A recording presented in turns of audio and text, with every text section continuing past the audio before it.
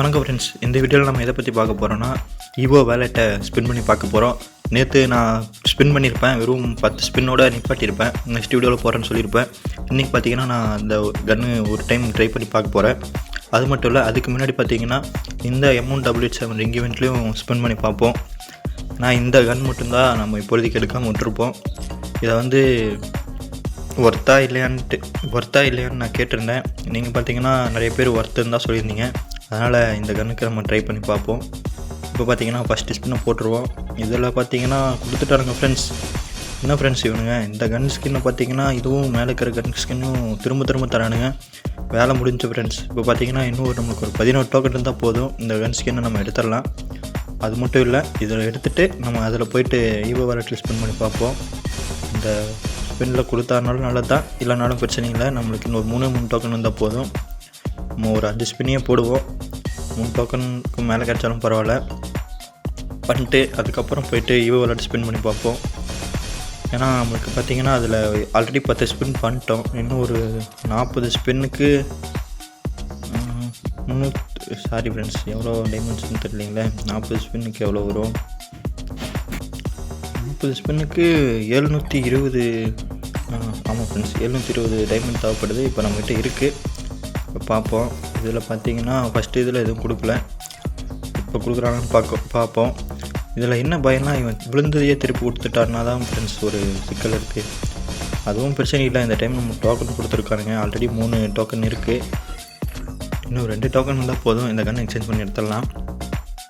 அப்படி இல்லைன்னா டேரெக்டாக கொடுத்தாலும் பிரச்சனை இல்லை. பார்ப்போம் ஃப்ரெண்ட்ஸ். இந்த ஸ்பின்னில் கொடுக்குறானா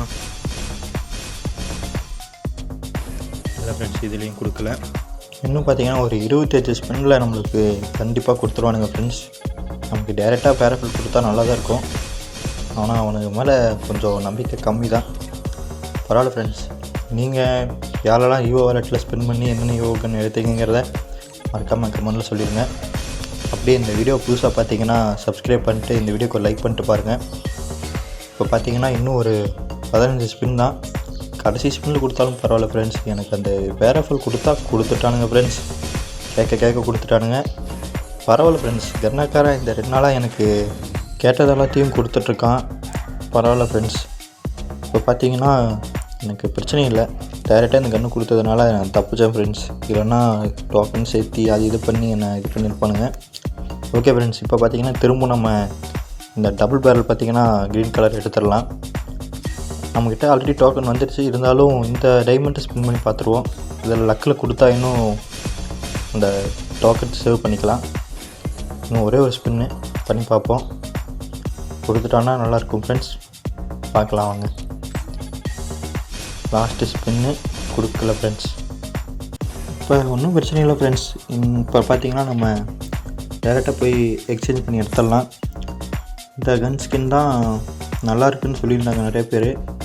அதனால் எடுத்துருவோம். இந்த M1W7 ரிங் இவெண்ட்டை பார்த்திங்கன்னா எல்லா கன் ஸ்கின்னையும் நம்ம இப்போ எடுத்தாச்சு. இதில் பார்த்திங்கன்னா மொத்தமாக இந்த